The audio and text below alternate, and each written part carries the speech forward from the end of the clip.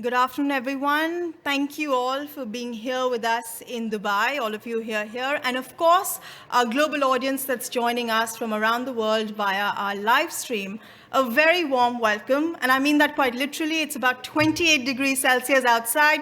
But congratulations, you have found the coolest spot in town. Welcome, all of you. My name is Pavni Mittal. I am your moderator for today. Now, scientists recently confirmed what some of us had been thinking for quite some time, and that is that 2023 might just be the hottest year on record. Now, who over here can guess how much higher the average temperature this year has been when compared to pre-industrial levels? Anyone wants to guess? There's free ice cream. Yes, sir? 2 Celsius Fahrenheit? 2 Celsius. Anybody else who wants to guess? It's 1.4 degrees Celsius and 2.5 degrees Fahrenheit, but we will get you ice cream in the end because you're also a panelist. So last weekend, there was another milestone, and I promise you this is a good one. More than 60 countries came together here at COP to sign on the cooling pledge. Now, the goal over here is to cut cooling-related emissions by nearly 70% by the year 2050. UAE's COP Presidency has been instrumental in making this happen. We thank them for their leadership, and which is why we'd like to now call on stage UAE's Minister of Climate Change and Environment, Her Excellency Ms. Mariam Amheri.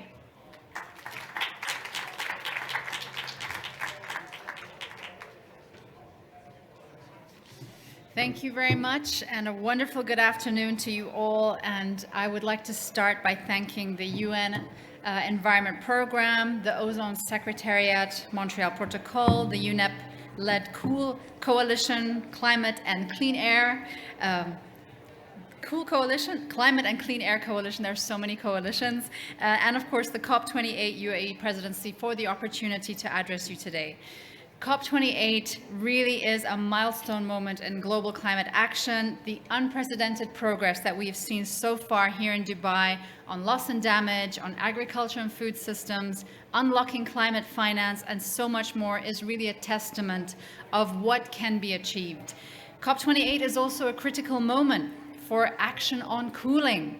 As a new report published at COP28 observes, taking key measures to reduce the power consumption of cooling equipment could cut, as our moderator said, at least 60% of the predicted 2050 sectorial emissions. Now, recognizing the adaptation and mitigation benefits of cooling, the COP28 UAE Presidency has championed a global cooling pledge, and this is a joint initiative between the UAE and the Cool Coalition. And it is my pleasure to announce that the UAE has committed to global cooling pledge, in addition to, I think, what I've heard so far, 66 nations so far on board as well. So, fantastic. Now, the Global Cooling Watch Report, Keeping It Chill, released to support the pledge, lays out cooling measures in the areas of passive cooling, higher energy efficiency standards, and a faster phase down of climate warming refrigerants. Following the measures would really help us to achieve the 60% reduction in power consumption by cooling equipment. And if we add rapid power grid decarbonization, we can actually achieve sectoral emissions reduction by 96%. So there's so much opportunity in this space, and the economic benefits of this sustainable cooling transition are tremendous. It would allow an additional 3.5 billion people to benefit from refrigerators, air conditions, or passive cooling by 2050, and reduce electricity bills for end users by $1 trillion in 2050, and reduce peak power requirements by between 1.5 and 2 terawatts. So, ladies and gentlemen, cooperation is the most successful path to addressing climate change globally, and that is why we must continue to work together to advance sustainable cooling practices. Now, we recognize that the phase out of hydrofluorocarbons, HFCs, is one of the most important topics we have been discussing over the past years. They are extremely potent greenhouse gases with global warming potentials that can be 3 times higher than CO2.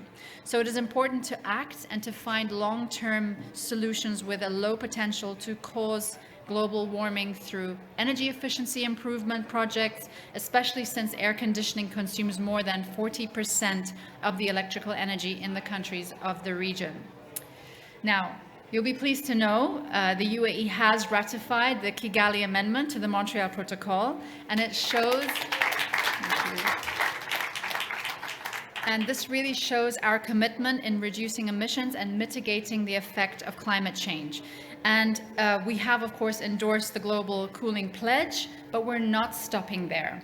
We will work on integrating cooling demands in the energy sector through energy access planning and decarbonization policies. We will invest in creation, innovation, deployment of renewable energy-based cooling solutions for food and health. Alongside this, we will also ensure that regulatory legislation is in place to monitor the annual consumption of refrigerant gases to reduce their consumption. So we will roll out these programs by involving youth and various segments of society to work on finding practical solutions to reduce the use of refrigerant gases. And of course, as you know, we're in one of the hottest regions in the world, so this is not an easy task, but working with all of you, we know we can find the solutions. And as we have seen so far at COP28, the inclusivity is so key. We promised we would deliver the most inclusive COP ever. We promised we would deliver a solutions-oriented COP, and I believe so far we have achieved that, and I want to thank you all for your support, and I take the opportunity to also urge other nations to take the Global Cooling Pledge, because together we can be sure to keep our North Star 1.5 within reach. Thank you.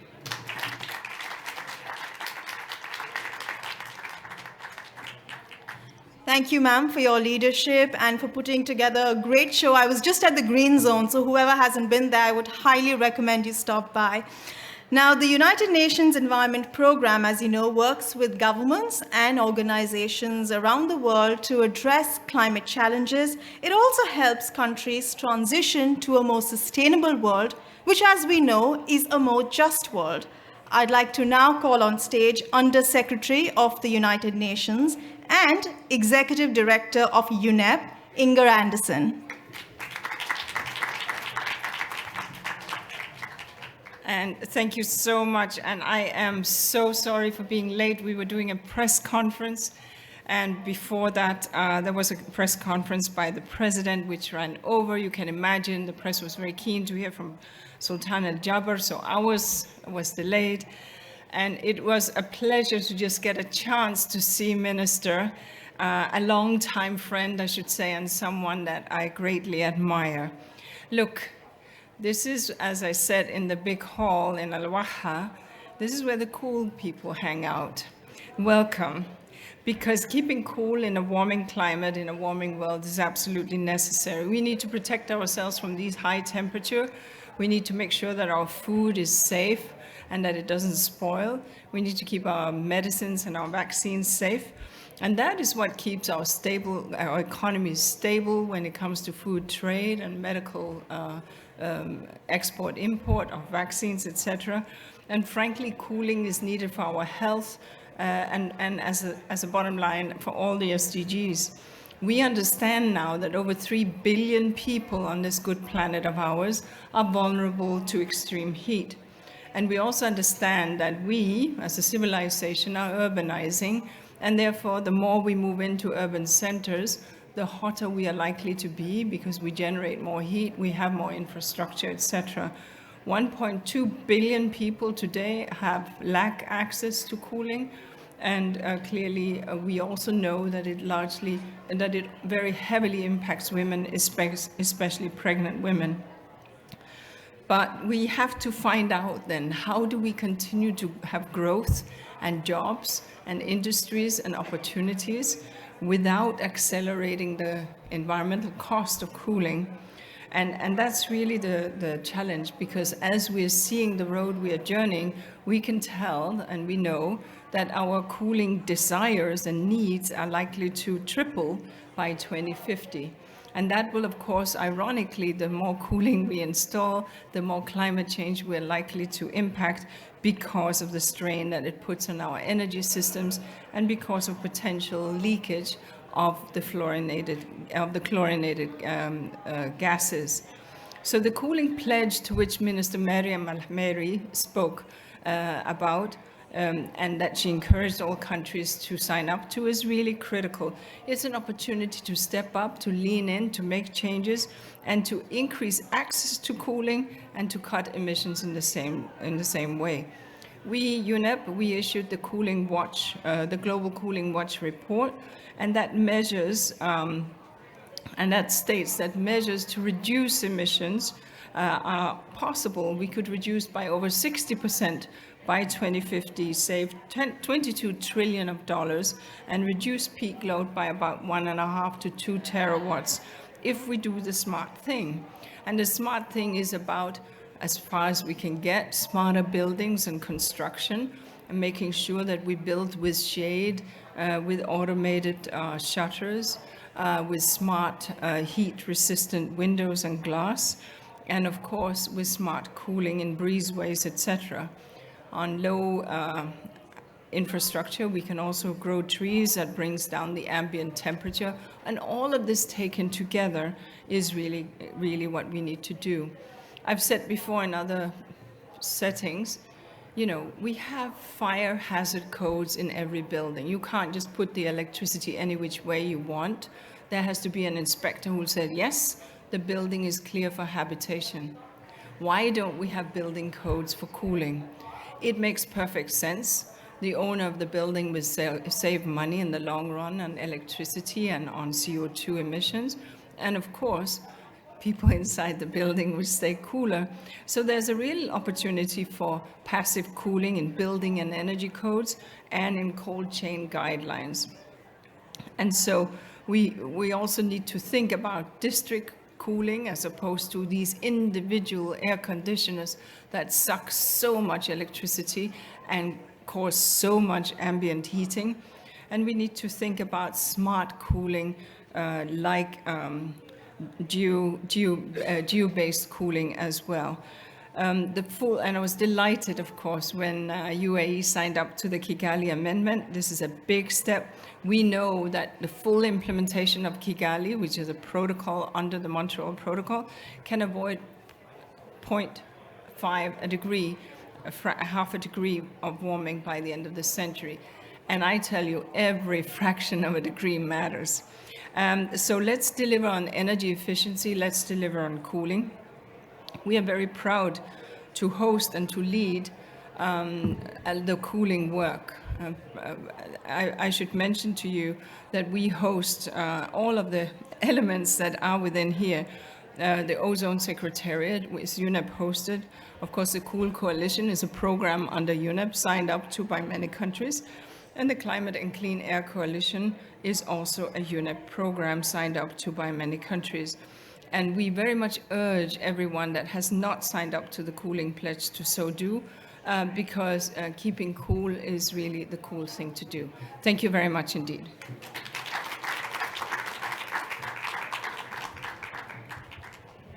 Thank you, Inga. As we celebrate COP's consensus on cooling, let's rewind on some of the landmarks. Inga did mention it, but I'm just going to do a little bit of a recap. In 1987, we had the Montreal Protocol, which set the stage to phase down man-made chemicals that were depleting the ozone layer. And then in 2016, there was the Kigali Agreement, which called for phasing down of HFCs, that's hydrofluorocarbons. These emit a lot of greenhouse gases, so that's why that was made. So the big question today is, how are countries faring on finding more energy efficient and environmental friendly ways to cool. Let's turn on the heat on the environment ministers who are here with us today. I'd like to now welcome you on stage. In alphabetical order, first we have National Secretary, Ministry of Environment and Climate Change in Brazil, Mr. Adalberto Maluf. Thank you. From Cambodia, Under Secretary of State, Ministry of Environment, His Excellency Dr. Piu Savuti. So please sit down. From Japan, we have Vice Minister for Global Environmental Affairs, His Excellency Mr. Yotaka Matsuzawa. From the Federated States of Micronesia, we have His Excellency Mr. Andrew Yattenman. We're also joined by His Excellency Mr. Tariq Ibrahim from Maldives.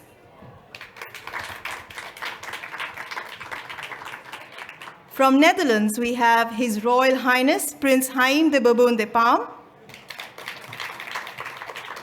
And from the United States, we have Deputy Climate Change Envoy Mr. Rick Duke.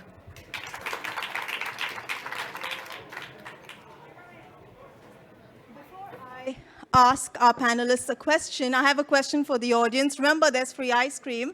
If you've stopped by the Montreal Protocol Pavilion downstairs, there's a giant freezer. Can someone name the refrigerant it's running on? The refrigerant. Who said propane? Okay, someone will be there to give you your ice cream. Thank you. Okay, so now questions for you, sir. My first question is on the Kigali Agreement. We'll keep it short, we'll keep it snappy. How is your country phasing down HFCs and enhancing the sustainable development benefits outlined in the Kigali Agreement? Could we start with Mr. Ibrahim, please? Thank you. Yeah, we have signed the Kigali Agreement. It's ratified, and few years back, we have been doing quite a lot of work on the specific question. We have, starting from CHFCs, we have actually phased out CHFCs 10 years before the date of phasing out. So we are using that experience to start work on the implementation of phase down of HFCs. So right now what we are doing is training of the customs officers, training of the implementing aircon refrigeration technicians, and then also to have this natural gas to be used by technicians. It has to be trained people. So we are doing those kind of training. Apart from that, we have talked about the energy efficiency and efficiency side of the cooling. So for that, we are also making sure that the building codes are getting ready for this, and plus having the designs more passive, so there's less cooling. So these are the kind of work that we are doing at the moment in the Maldives. That sounds interesting. Mr. Matsuzawa, could I come to you next?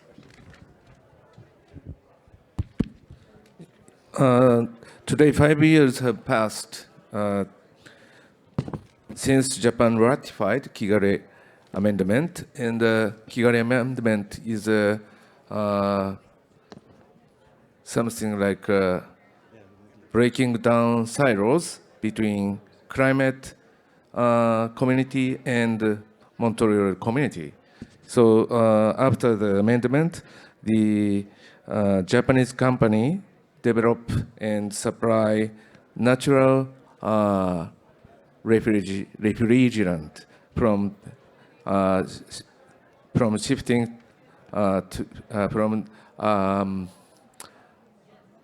tilt away the HFC. And government recognized we have to develop the market of the natural refrigerant, and we promote the we create the subsidized system to introduce refrigerators with natural refrigerant. And currently, refrigeration warehouse in Japan, 43% of warehouse in Japan use natural refrigerant now. So we have a concrete outcome after the Kigali Agreement and its ratification. Yes. That's great progress. Mr. Yattleman, do you want to pick this up on Kigali Agreement? Thank you very much. Yes, for those who don't know, Micronesia first proposed the phase down of HFCs, and we really worked at it. And I was very glad that the whole world agreed for us to, pass the Kigali Amendment in 2016. I was there in Kigali, Rwanda, and so it's something that Micronesia is really trying to be, push on addressing soil-lived climate pollutants. I believe we also were the first one to also ratify it, but I may be wrong. Anyway, Micronesia has been, we've passed regulations to try to do our part of the, phasing down of HFCs. We've put in regulations permitting for importers of HFCs to make sure that, we're following a quota, that we keep control of what's coming in. We've done our agreement with our local college to train technicians so that it's done properly when they use, install equipment and these things.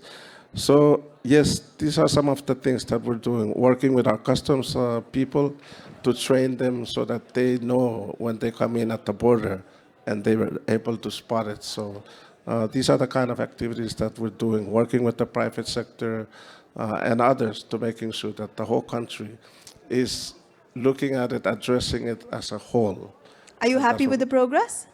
I'm very happy. We know that our schedule is not supposed to happen yet, but we want to do it even when we're not supposed to start addressing it yet. But our plan is to go ahead and start addressing the phasing down of HFCs. Thank you. Mr. Duke, could you tell us how is it taking place in the United States?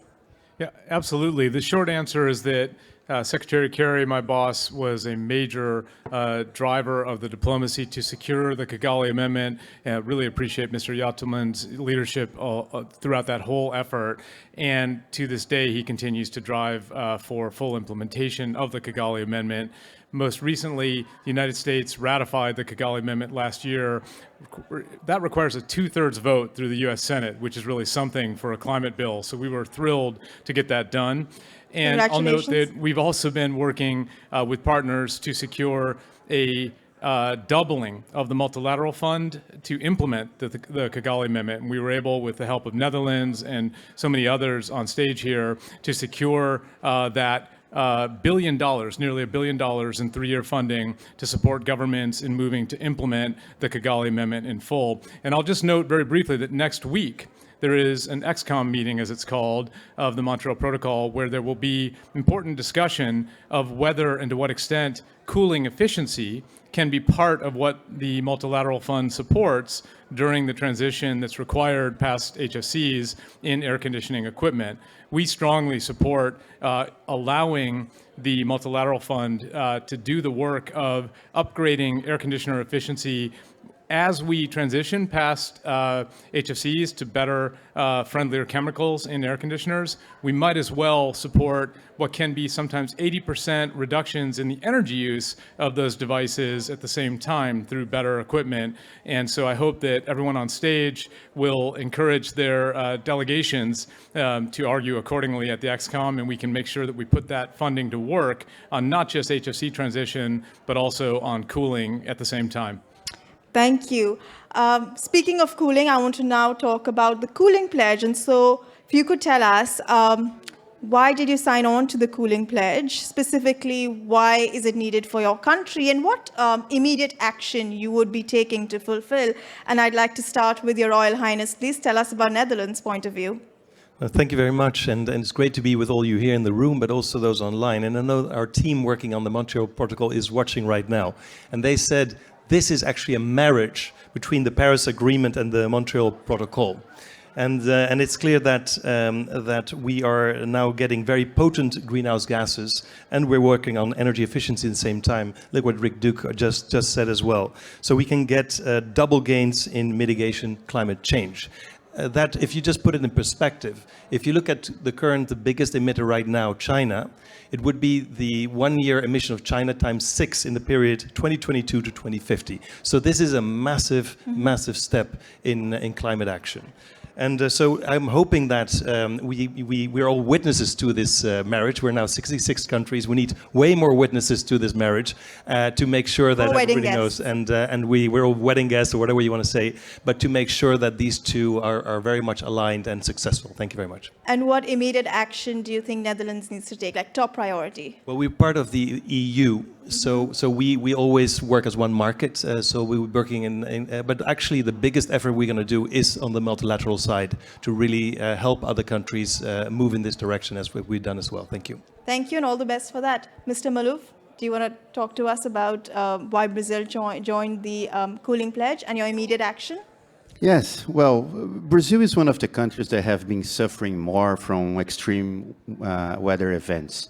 The Amazon region right now is living the biggest drought in our history, while in the beginning of the year was one of the biggest floods we ever had. So Brazil is committed to any type of actions that can reduce greenhouse gases from CO2, from methane. On methane, we've been partnering with the CCAC, the Clean Air and Climate Coalition. Our homework we started to do with deforestation. We were able to reduce 63% of deforestation from January to November this year, which by itself can already help us a lot to go on that area. But of course, we have to deal with all the different climate greenhouse gases. On the protocol, the Montreal Protocol, Brazil has been acting a long time. We were able to reduce dramatically all the use of HFCs. Last year, also, we were able to finally ratify the Kigali Amendment. So we have a plan that 2024 we are going to be freezing the consumption, and with a target to reduce by 2029 and also by 2035. So right now we are in the phases of understanding under our mitigation and adaptation plans. We have 14 adaptation plans and 8 mitigation plans, and one of them deals somehow how we're going to go sector by sector in order to create. We just announced also a Green Cities Resilient Program with the Minister of Cities, the Minister of Environment, and the Minister of Science and Technology. And one of the areas would deal with sustainable construction, and that's how we are trying to foster low carbon technologies in cities, in building, and in new constructions in the country. Thank you. Dr. Savuti, do you want to jump in and talk to us about why Cambodia needed to join the cooling pledge and immediate action that you'll be taking? Okay, thank you very much. Just on behalf of the Ministry of Environment Cambodia, I just share some of the experience that Cambodia National Cooling Plan that we prepare for national part of the National Cooling Plan that and we think that's a very important tool for this Cambodia in identifying comprehensive action to improve the energy efficiency, reduce energy efficiency demand, and also the greenhouse emission from the cooling sector as well. It also supports the Cambodian long-term development vision in building and sustainable, clean, green, and low-carbon society based on climate-friendly and energy-efficient technology in the cooling sector. Also, this the first strategic plan to establish an overarching national framework for intersectoral collaboration and multi-stakeholder participation in sustainable, climate-friendly, and energy-efficient development in our sector as well.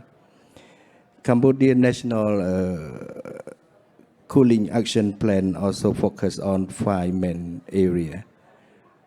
First, on building space cooling. Second, on food chain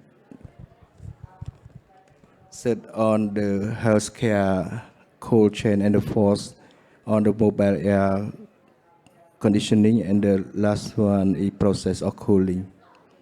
And the mechanism of the National Cooling Action Plan Cambodia will also contribute to the reduce of greenhouse gas emission, improving the living condition, improving storage for vaccine and food supply, and saving of energy costs as well.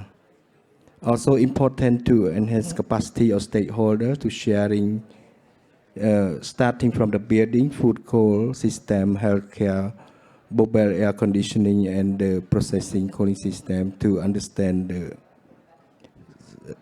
and take part in the implementation of our national cooling action plan. To implementation of our action plan in the next nationally determined contribution, NDC, also important for Cambodia. We will consider this way, and we plan to update our NDC also. Having fruitful collaboration with the UNEP and the Cool Coalition, UNEP, UNESCAP, and other partners to realize our vision of sustainable development. This sector as well. Okay, thank you. Thank you. Mr. Duke, do you want to tell us why the cooling pledge for the United States and immediate action?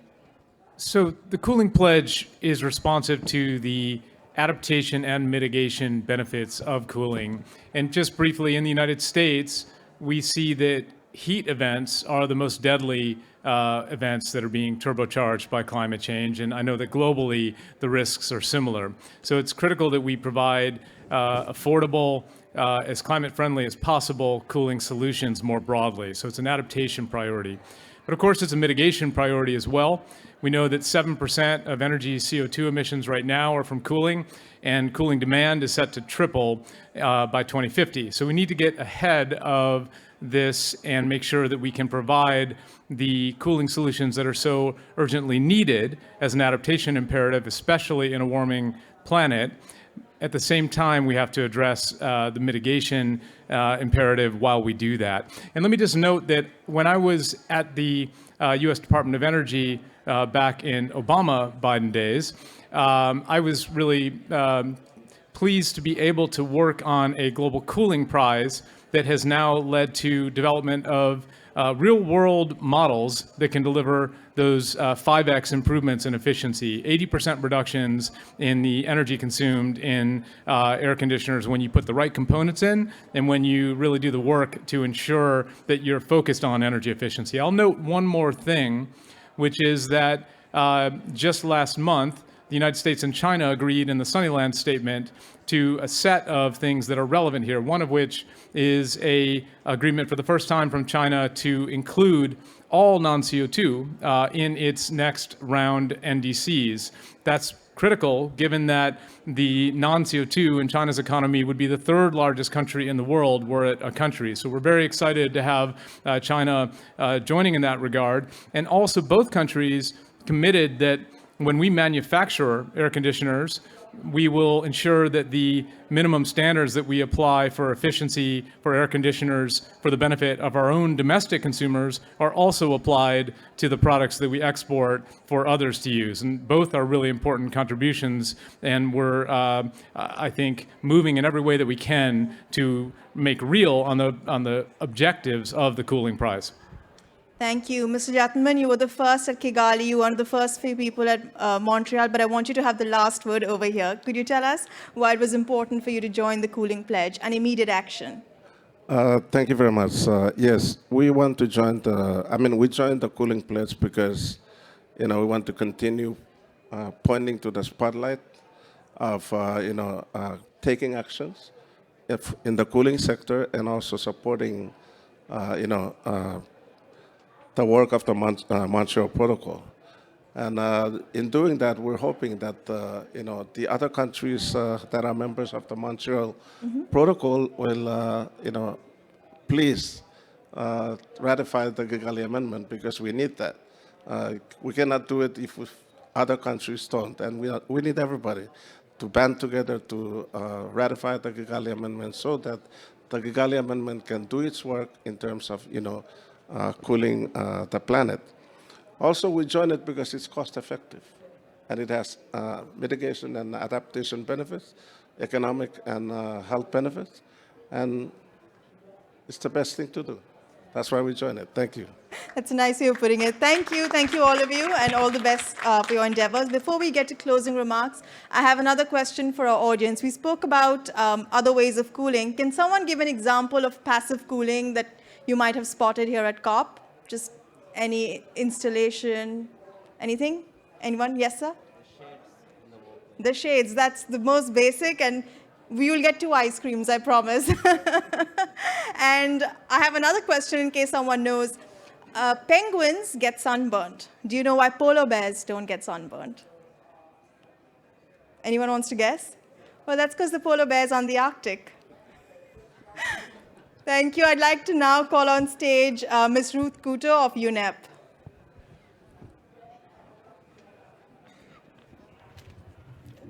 Thank you very much. It's my pleasure to be here. I have the honor to lead the Energy and Climate Branch of the United Nations Environment Program.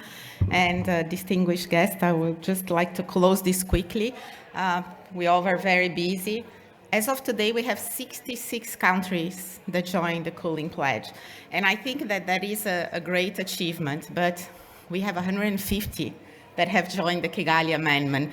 So we're a little bit further that we need to push a little bit to get there. And I think that the pledge has something that other pledges or other areas of concentration of momentum have not thought through, which is to bring things together, bringing the Paris Agreement and the Montreal Protocol together. And this is something very interesting and I think very powerful.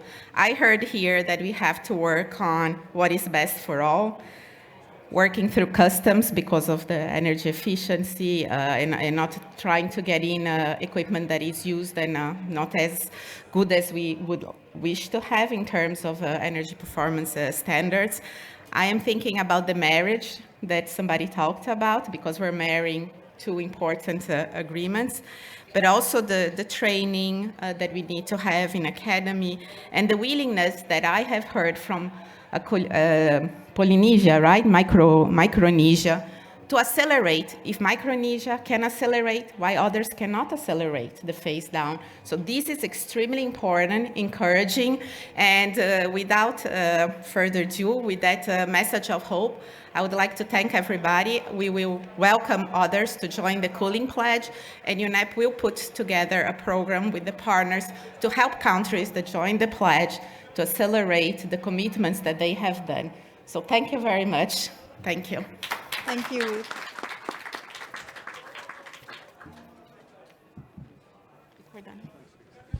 Thank you, everyone, and we have some ice cream for all of you.